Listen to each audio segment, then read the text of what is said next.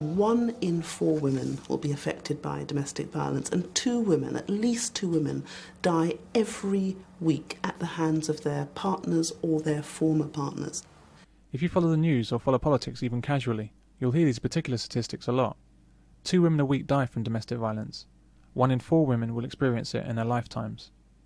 They sound awful, terrible, all the more so because they exist in a vacuum. The figures are presented to you all by themselves. This way they have a greater impact. 80 men kill themselves every week, but you never hear that. Something like 5 or 6 children are killed on the roads every week, but we don't hear that. 30,000 people die of some disease every week, but we don't hear about that. We hear constantly about these 2 women every week who are killed in domestic violence incidents, and which just goes to show how selfish and how powerful is the feminist lobby, that they are only concerned about this very small number of women who are killed every week by domestic violence.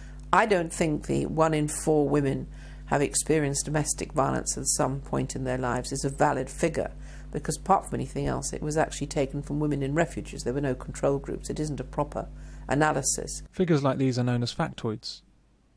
Norman Mailer described a factoid as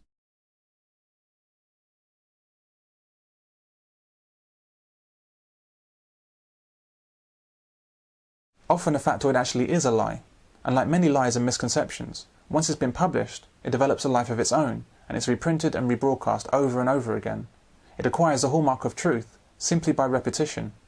Now, every minute of every day, police receive a call about domestic violence, and each week 2 women die as a result of it. And I may not even know where it's coming from, because often there's an echo effect off places like cable and like radio, and those wrong pieces of information are repeated and repeated. By the time it reaches me, I don't even know what the source was.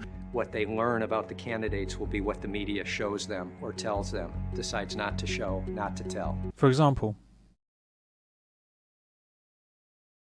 but the FBI doesn't calculate or track data on domestic violence, because domestic violence is not a federal crime. But did you realise that violence includes such things as a raised voice or a slammed door? Very often, simply saying a thing has power to influence others. It need not have any basis in fact, but saying it effectively makes it real. This is why such a great deal is said about domestic violence by so many agencies and people. There are frantic and ongoing efforts to simply say as much as possible about it, in a huge effort to create truth out of thin air.